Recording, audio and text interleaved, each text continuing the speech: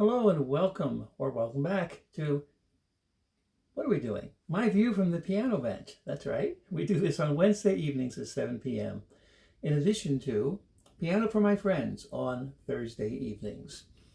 Thursday evenings is a cocktail style piano hour with lots of ridiculousness and spontaneity, which is ridiculousness for me. And Wednesday, I try to expound on something or shed light on something or explore something in front of you, which is kind of what I'm going to do tonight.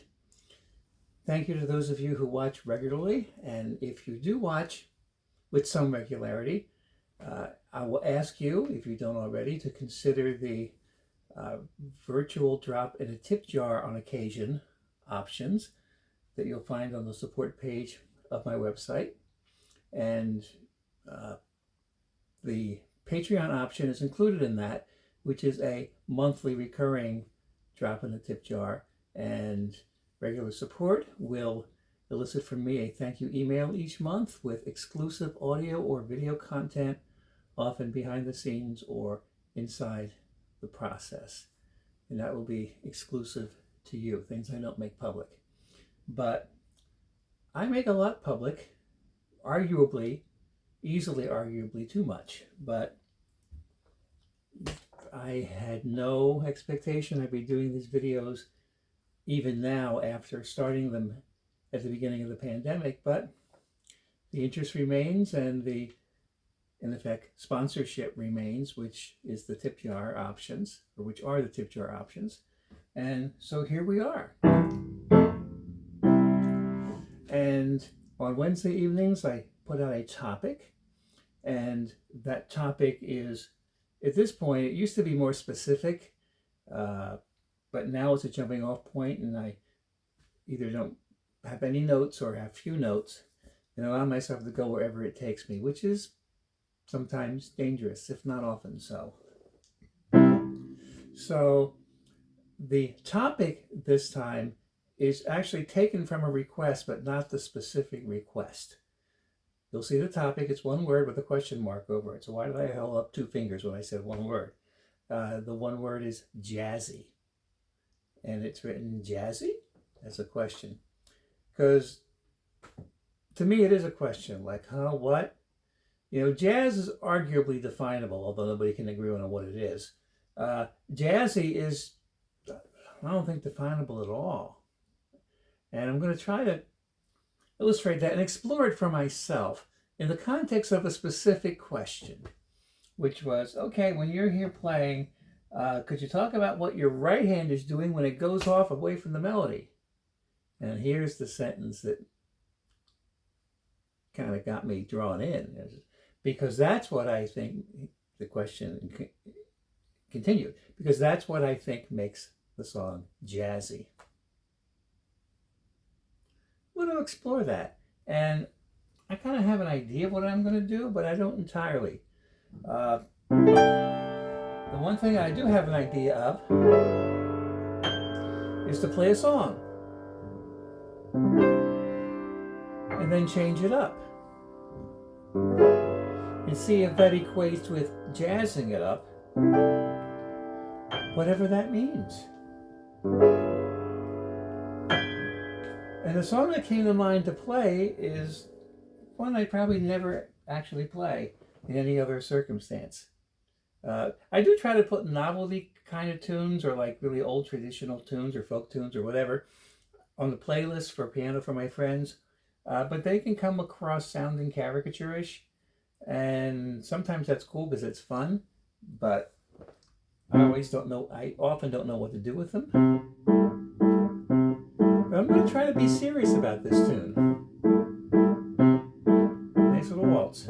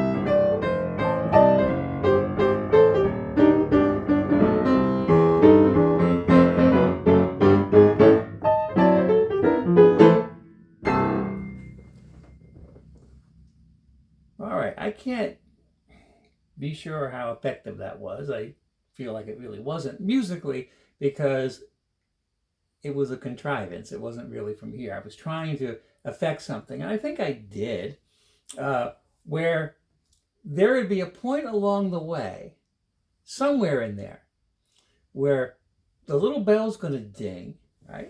And it's going to be...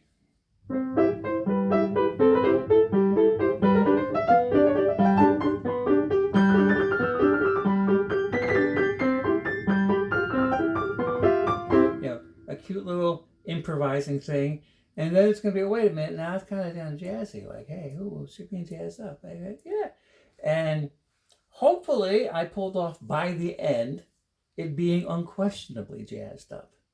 Now it would be interesting, if you're watching this, for you to go back and notate in the timeline when you feel you would want to call it jazzy.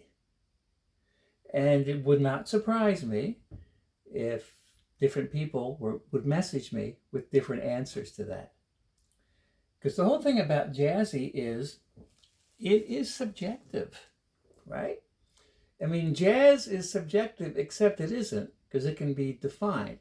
And we define it in terms of improvisation, but when jazz was first defined, it wasn't about the improvisation. It was, in essence, about how the music felt. How the music felt in terms of syncopated rhythm and altered or blue notes. So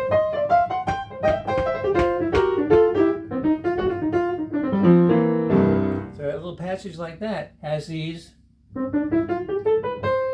not just European classical scale tones, but altered notes. Like I'm playing a C chord in both cases, but I'm playing different notes on top of them.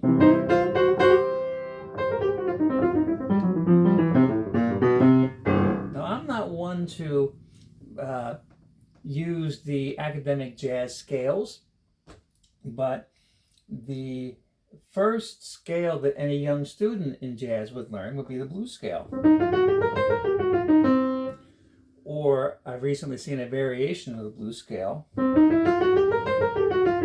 that adds one note. So either this or this. If I'm going to deal with a scale, I like the second one better. And that's the one that Oscar Peterson plays off of all the time. If he's thinking in terms of like his scale chord chart, which he isn't, he's just feeling those blue notes.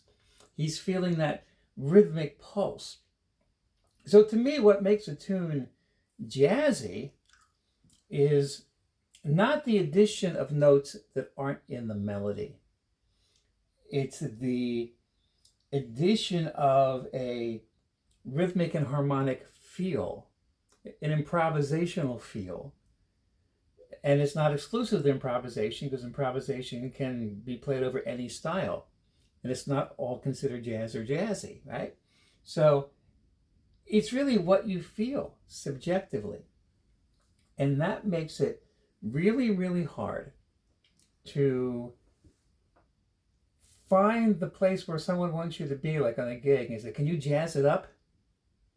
And here I'm playing jazz. Or what I understand is jazz.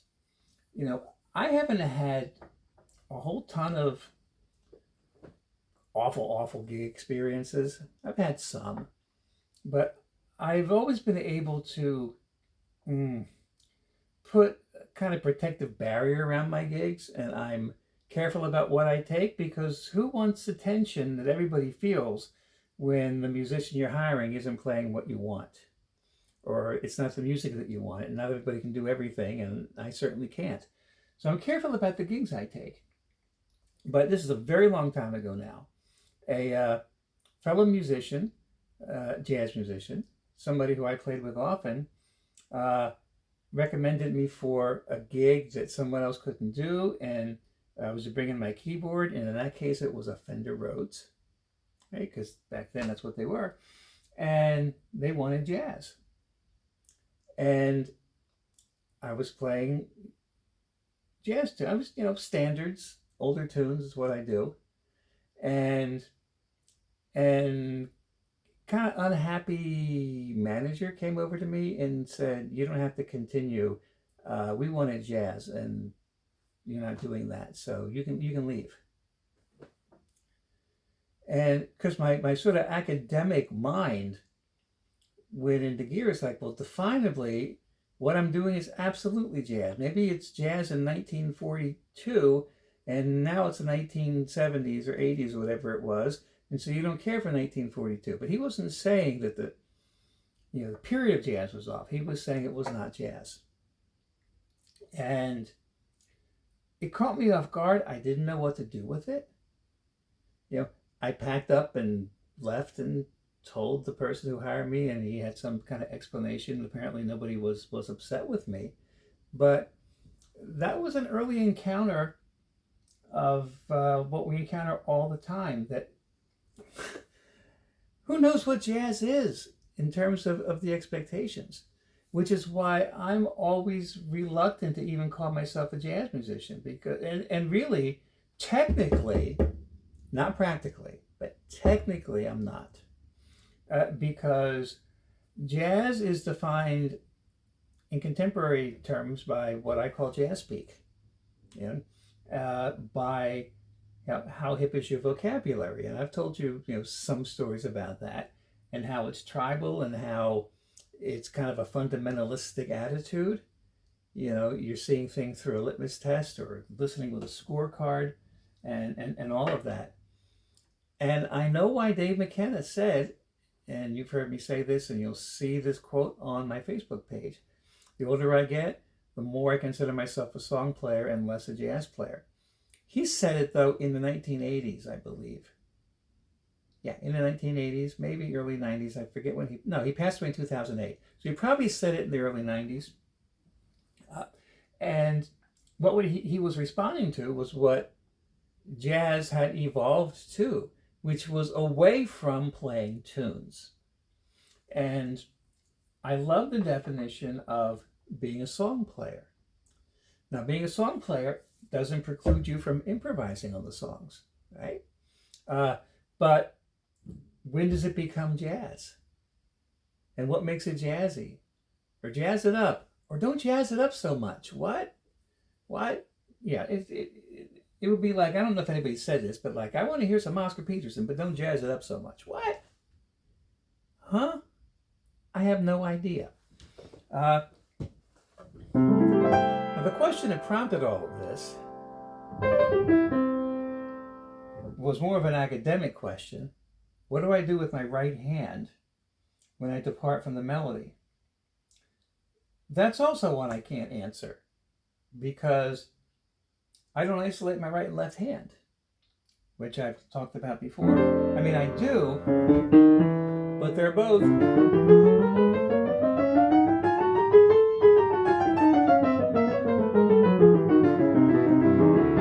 right. They're both working together to create something. So in my practicing now, I'm changing up in a bit of a different way now how I practice working around the keys. It's always subjective how it's subject to evolution, how we discipline ourselves to practice. The important thing is that there is a discipline. So since I'm not one to physically transcribe or have a good relationship with reading music in terms of being part of my creativity, because it comes from some other place, sure, I want to work on those things that are weak, but I also want to explore the playground of the place that I'm actually living in, because that's where I'm performing from. It's a balancing act. So one thing that jazz musicians will do is take tunes and practice them in 12 keys. And you're primarily talking about the melody, like any jazz musician who plays whatever instrument. The piano, you can play all the notes, but it's the same principle applied to trumpet or clarinet or trombone Oh, if clarinet is even a jazz instrument, that's another rabbit hole. So my first lesson with Don Glandon, which is a whole nother story, that would be in the early 80s? Early to mid 80s. And I sought him out because I knew there was so much I didn't understand.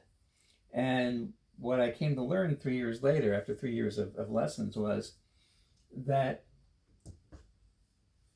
I was caught up in my head about the idea of not understanding certain things, therefore I wasn't able to play certain things or consider myself a certain kind of player.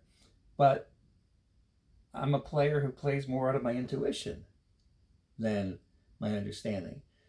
Not that I don't strive to understand things, but it's not my path to it, right?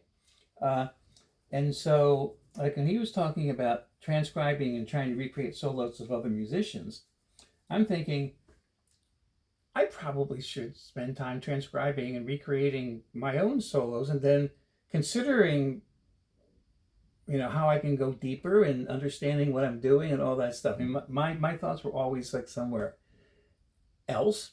But the first lesson with Donna Lee, the contrafact, the alternate melody back home in Indiana, he expected me to come back the next week and play Donna Lee in 12 keys. And it's like, it's never happened. That was a long time ago. Now I do move things around 12 keys, but it's not a single line melody. That's where I get stuck. It's not a single line melody. For me, and I hesitate telling the story again because I know those of you who do watch regularly may have heard the same story now multiple times. I want to try to avoid that. But in case you haven't heard it, 2010, Chick Corea doing a solo tour, and I made it a point to catch him when he was in my area, and I'd never seen him solo, and I didn't know that toward the end of the concert he invites other pianists up to do duets, and I was sitting like right in the front row, and I looked over at my youngest son who was with me, and nope, because in jazz world that means you go up and you work on the lines that you practice, and you play with somebody. I need two hands.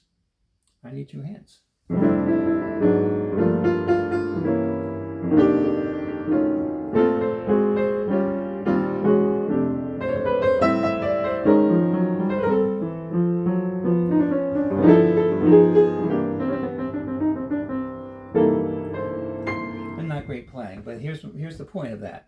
That old tune is called "It's the Talk of the Town." And this morning, in the much more obscure key that I'm spending more time practicing in, I figure, okay, let me play Talk of the Town. And what I'm doing is I'm not isolating any melody. I'm playing the tune. I'm doing all the things, and I'm listening. And that was bad.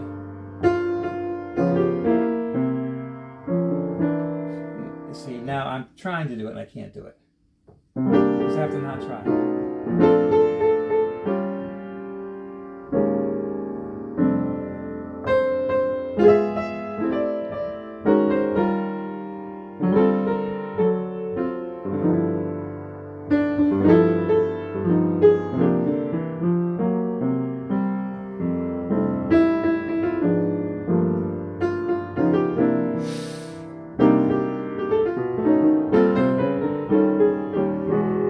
Okay.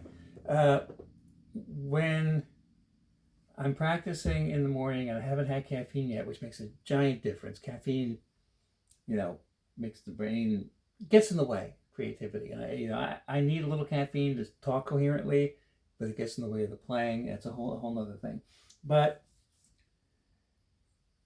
don't take that as an example of it other than like the form of it, the idea.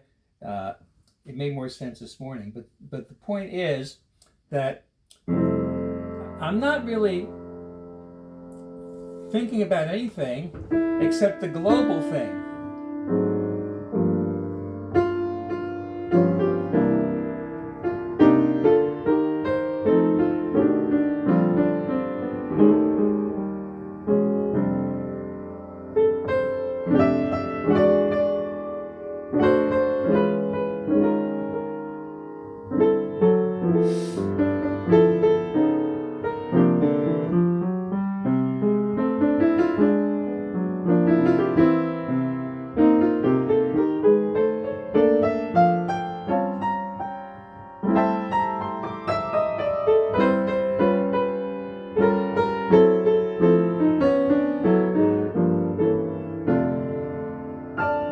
was slightly better.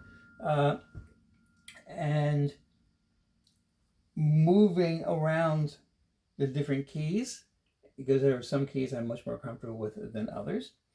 Right? So how does that connect to the question about when I start improvising with my right hand? And I know what he's saying. Let me go back and play a little stride tune. Actually, let me go play the band play it on what I played in the beginning.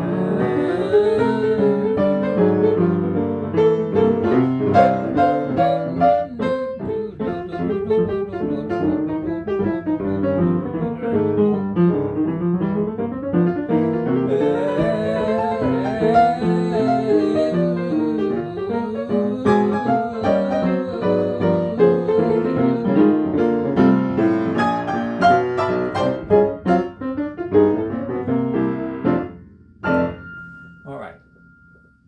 That's what was meant. And yeah, but I'm kind of rebelling against the idea that that defines what it is. Yeah, you know what I mean? But that does define what jazz piano is in a lot of ways, academically at least, and otherwise. But you know, when I start deviating from the melody, everything starts deviating, and even if I try to keep it real clean like that, where the bulk of the action's in, you know, what's going on here, like it's an improvising trumpet or something, there are still occasionally things that's going to happen here in support of it, and little counter melodic things and harmonic changes and stuff like that. And so that kind of movement happens anywhere. A little aside, and this is going to really throw me off track, but one thing in classical training where so much of my sensibility comes from that training, combined with my intuitive connection to, you know, time and that kind of improvisation, and my old soul connection with, you know, swing and jazz, right? But the understandings of musical concepts, like one is play very basic Baroque music and nothing more basic.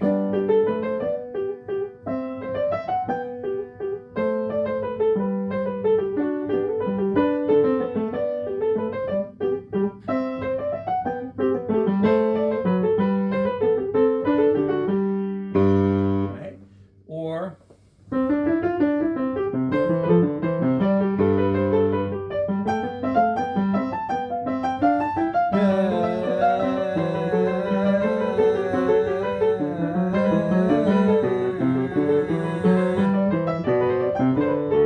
I'm surprised I remembered that because I suck at memorizing. Now, in either case, you had melodic activity concentrated in one or the other voices. This is only two voices or two melodies going at the same time. It's one or the other hand. It's easy to see. Right? So when one gets busy, the other backs off. Right? And it's like, you know, melody accompaniment shifting, shifting, shifting. And you're aware of that. And you have to say, what's the melody? And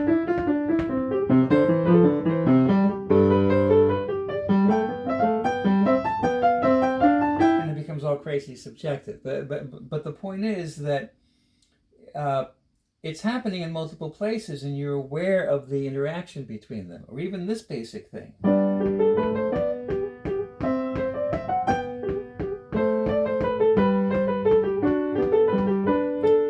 So for all that time, the right hand has the prominent melody. So this is sort of like me playing, improvising, the band played on, and all the action was happening on the right hand, right?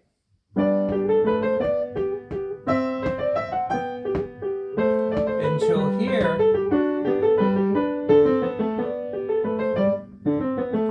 even that little bit of movement, it happened because this finally breathed, right? And it's much, much like how I accompany a singer, right? Listening for their phrase endings and putting things in between and not stepping on top of, right? So,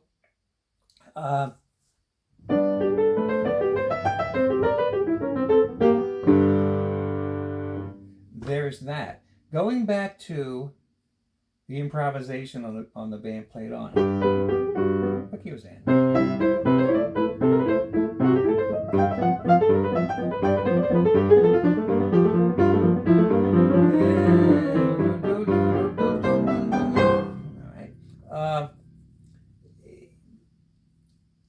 It kind of annoys me, and I mean, it shouldn't. Well, it should in one level, but whatever anybody else does for themselves shouldn't annoy me. When it's proclaimed as universal truth for everybody else, then it is annoying, if that makes sense. And so, I watched an interview once where, it was actually a guy who was a vibraphonist who was like a lawyer by day, a jazz vibraphonist by night, and the interviewer was very insightfully asking, well, these are really two different approaches. One is like a strict, following the letter of the thing, and the other is this improvisational thing, and how do you juxtapose that? How do you go between those two? He says, oh, no. Jazz is the chord you're playing, and then you know what scales to play over the chord. And he could totally define jazz as just that. And I wanted to yell at that old video. There's that guy who was interviewed years and years before wouldn't hear me. But it's like, is that what jazz is? Well, there's your academic jazz by the scorecard.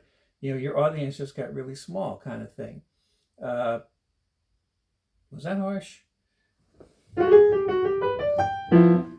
Because for me, it's about being in the moment, right? And all those things that you do with the scorecard absolutely inform what you do. But it doesn't make what you do formulaic, even though there are certainly formulaic elements to what I do and what everybody else does.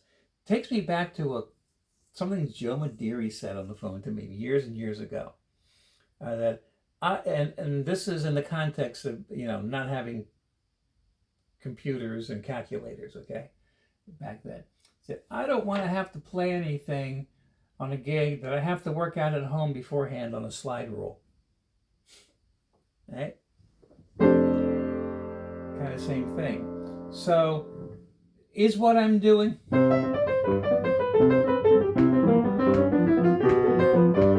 playing scales over chords? Well, yeah, but no. It just is happening that I'm in this rhythmic zone.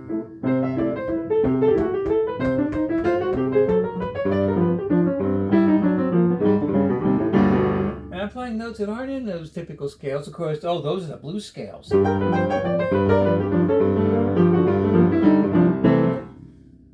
And I've come about them because I practice blues scales? No. I come about them because I feel those blues notes.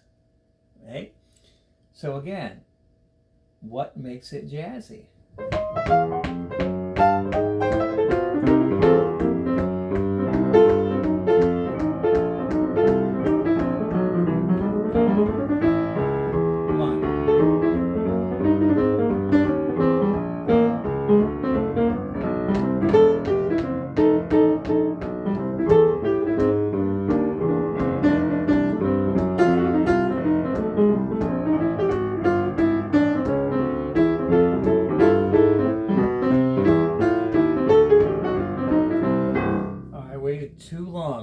Oh, what quote did I do? I was going to stop right after I did the quote, not the last one, but the one before, and now I don't remember what it was.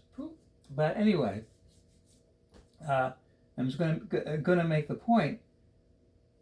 That little melodic fragment that I played, whatever it was, that now I don't remember. Let's just say it wasn't this, which is a takeoff.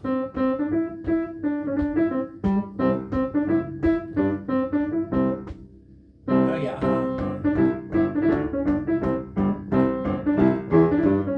Okay.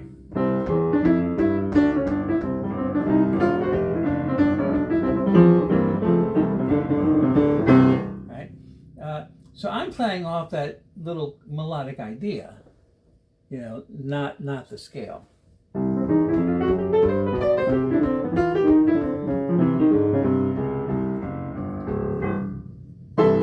So let's step back now, and I've alluded to this, but from a different angle. So what does happen when the right hand goes off? Talking more, academically now. You are playing something alternative that you are confident will harmonically work with what else is going on. And that is also super subjective and stylistically subjective, because what does it mean to have something harmonically work? Some people would say,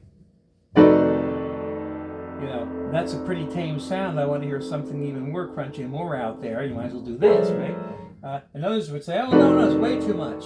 I want to hear this. Right? So what harmonically works? Our sensibilities are in play there. But you're playing something that harmonically works, and if you're playing a tune, you're playing over the form of the existing tune, and you're kind of recreating another melody, right? And how that is accomplished is where the simplicity of that answer falls apart. And I'm answering it or I feel like I should answer it in the how is it accomplished place, because that's what the question is. How do you do that? What happens? Talk about that. Well, if I really want to talk about it, I just say, what happens? Well, it happens, and I watch it happen. All right, let's try this. Let me look for a random sentence of something, and all I have is basically music here. So let me open a hymnal. Let me see if I can find some words, like in the preface. Let's see here. Oh wait, this is way too theologically wonky. Trinity hymnal is presented with the prayer that it may supply a recognized need for a truly ecumenical hymnal, theocentric in orientation, biblical in content, and containing suitable hymns for every proper occasion of public and private worship of God. All right. Now,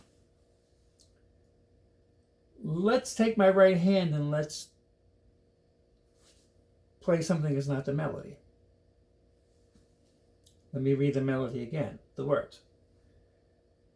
I should have probably looked at this first. Anyway, Trinity hymnal is presented with the prayer that it may supply a recognized need for a truly ecumenical hymnal. Let's stop there. Trinity hymnal is presented with the prayer that it may supply a recognized need for a truly ecumenical hymnal. Here's my improvisation.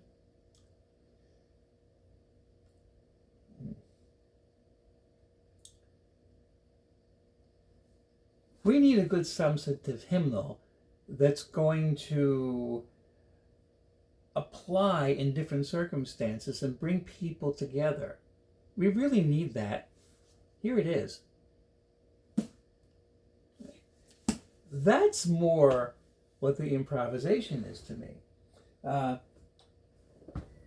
Although that was like sort of saying the same thing. And the same thing part is the structure. So actually, I should try something different. Let me see if I can play off the structure. Trinity hymnal was presented with the prayer that may supply a recognized need for a truly ecumenical hymnal.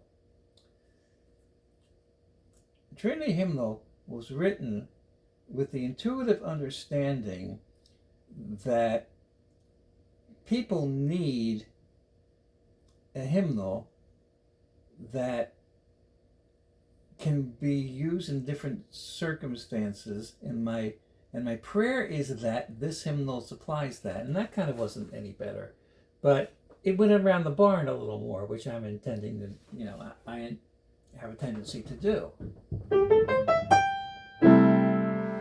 And so you're going to ask me, what do you think about when you do it? I don't know. What do I think about when I talk to you? I kind of don't. And you don't when you talk to me. Of course, I can't hear you. Talk louder. Because we don't subject our expression to formula. Those formulas, those things, subject, predicate, noun, verb, dominant seventh chord resolving to major 6/9. We learn those structures at some point, and it helps us, but we don't actually think about them when we're playing. I talked in one prior video about a question I was asked, which was just defied any ability for me to even see straight afterward, which is, so how do you improvise? It must be that you have a photographic memory, you've memorized all that sheet music and you're reading it in your mind while you're playing. What? There's insanity for you right there. And if I wasn't so tripped up by just being flabbergasted at the question, I could have said or should have said something like, so are you implying that you had to memorize this script before you talk to me and then you're reading it in your mind right now? Is that what you're doing? He goes, no. Well, why are you imposing that nonsense on me? And the thing that wasn't understood there is that the process of making music is just a process of expression, the same as this.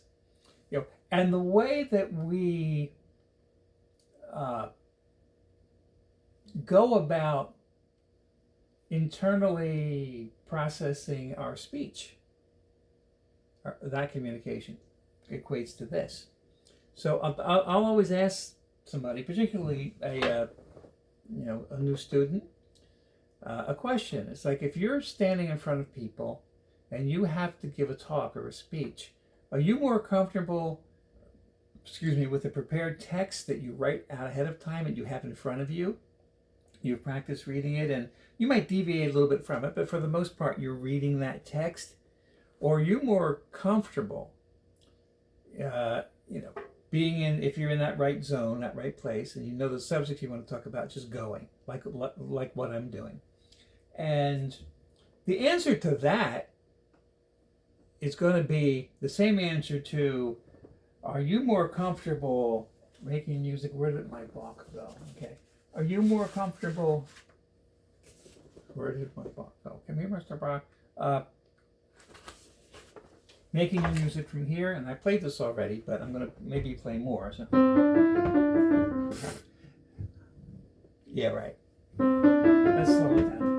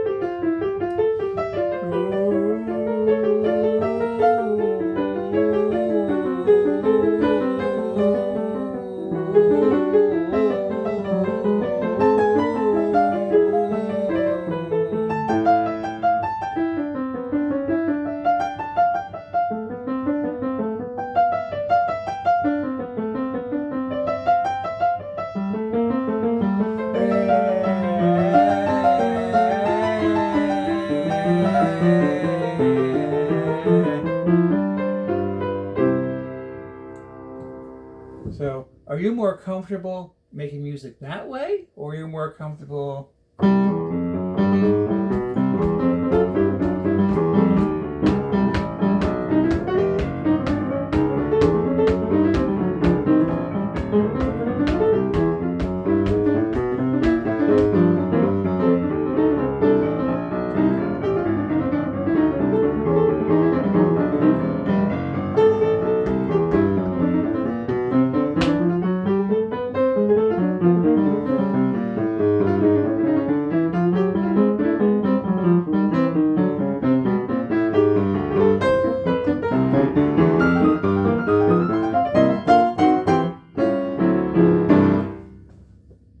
I was almost less comfortable doing that than this, but that's not really me.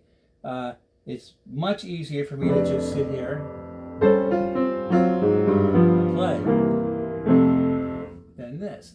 And that would suggest that it's easier for me to talk to you than it is for me to use a prepared text. I can do both, and I've done the other here, and I'm now running away from that because I know I'm more effective this way if I have my act together, which is always questionable. And we're reflecting our personality in what we do. We're being who we are in what we do. It's an individual, personal thing, and there's no one cookie cutter way to do it, but people who don't understand like to put it in the box so they can feel that they do understand it. And there's so many times that I just want to say, get over it, you have no clue. And the fact that you asked that question confirms that you have no clue. And if you continue to ask that question, you confirm that you have no hope of ever having a clue. What's gotten into me tonight? I think I should play again.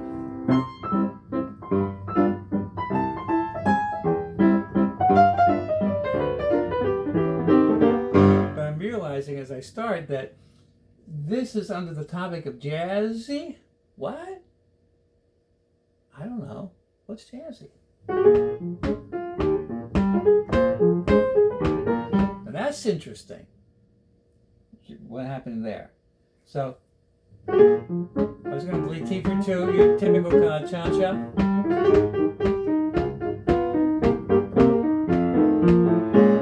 Then I asked, well, was that jazzy?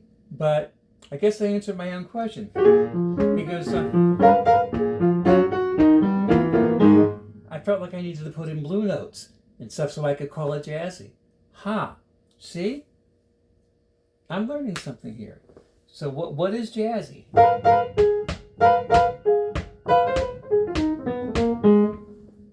Putting in those altered notes, right? And feeling it. Okay, we'll call that jazzy.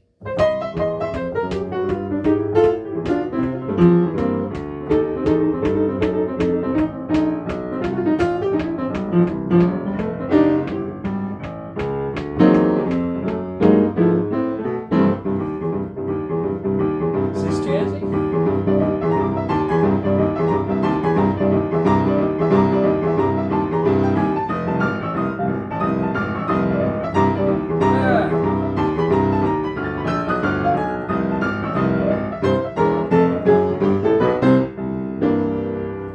Or is the other more jazzy? Or what? I don't know. Beats me.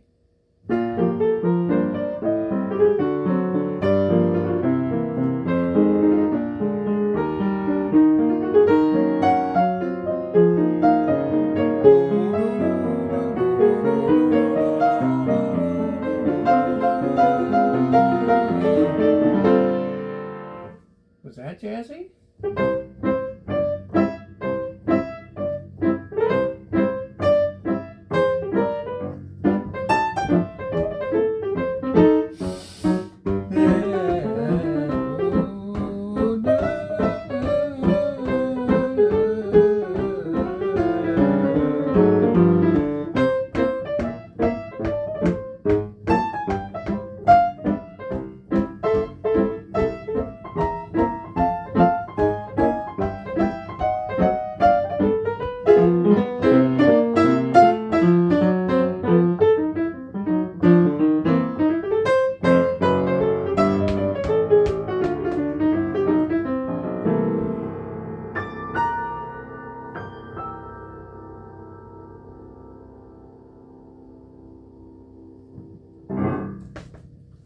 Or maybe it wasn't jazzy because that wasn't jazz, because jazz is like, Chick Corea and Miles Davis and Bitches Brew and all of that. And this is just all lame older stuff. And it's played with clarinets, and clarinets aren't jazz instruments and all that. So that's not jazzy, that's all hokey stuff. See, this is just a rabbit hole made out of quicksand? Is that possible? I don't know. Jazz it up. Oh, I don't know.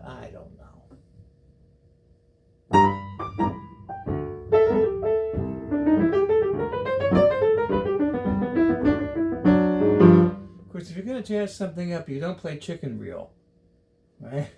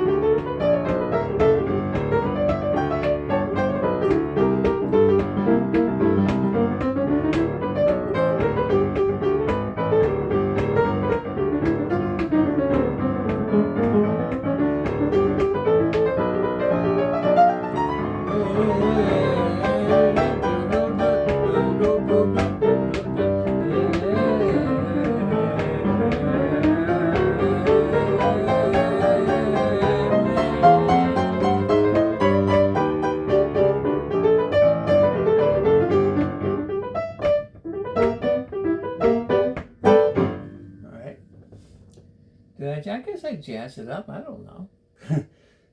But I never know what's going to come out of me. So when I recorded a piano for my friends that you heard last Thursday, if you heard it, all of a sudden, okay, so I have my little list of tunes, and it's just kind of to keep me organized and keep me from repeating things too often, and keep me from having all the same thing.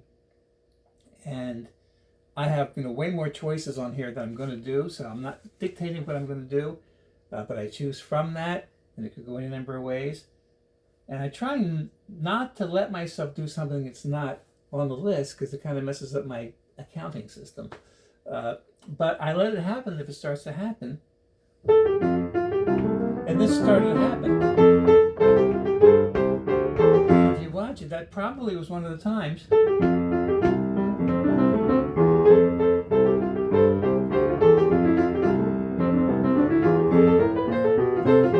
I did that. And a lot of times in the transitions, like little quotes of different tunes will come, and I won't let them develop.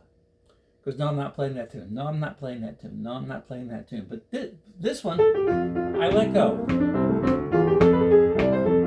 I'm like, okay, I give up. You win.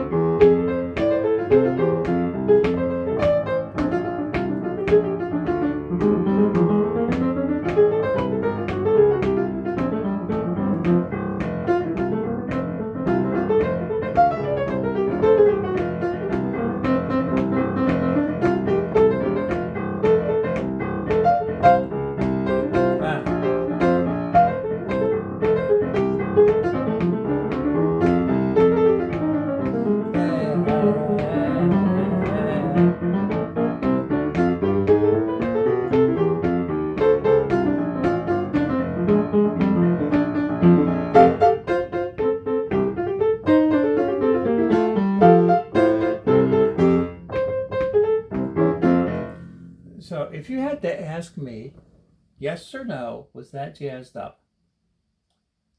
I think my answer would be no. What would your answer be?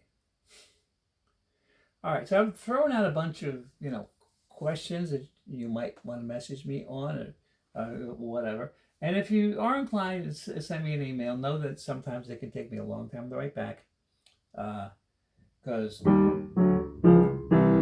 there's much, much more on my to-do list than there is time in a day. And then when I do purpose to do something, the thing that gets done is something else over here. And as long as, it's a profitable thing to get done, I let it happen.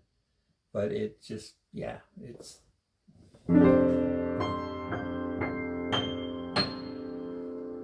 Try to stay sane and be me. I dare you.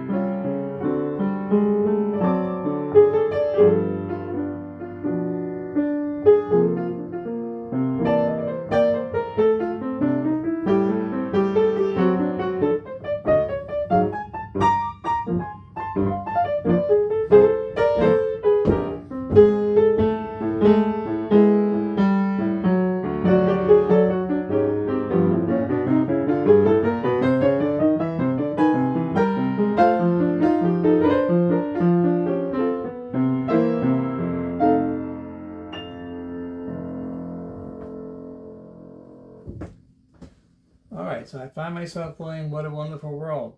And I'm partway through it, and it's like, well, what am I doing ending with this? And something is talking about Jazzy. So I think I made it Jazzy.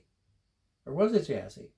Or would it only be Jazzy if I was playing something 50 years later or earlier? I don't know.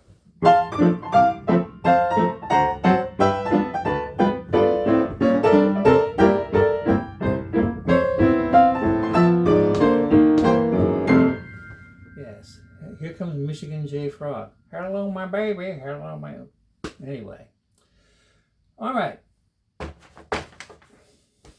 I have no idea if this made any sense. I just let myself go. But it's a wind in my head.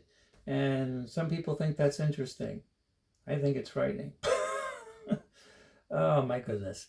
So thank you so much for your encouragement in whatever form you provided, including just being here, giving an encouraging word or whatever, or showing up on the gigs. And I say it at the end of every one of these videos now, really, things are happening much faster than I can get them out there. So you'll see them on the website coming up. Reviews that are starting to happen for the Blossom CD. We'll share them one at a time. Concerts to support that, concerts for other things, and things that just sort of like show up and all of a sudden I'm doing this. So if you're interested in what I do, keep it in touch with my schedule. And as there looks to be more traveling going forward, if you're not local to me, maybe someday I'll get to you. And if you are somebody who follows me who is not local to me and you see an opportunity for me to get to where you are, I'm game if we can figure it out. It's a ridiculous life and I'm happy to live it because I have no choice. Thanks again. See you later.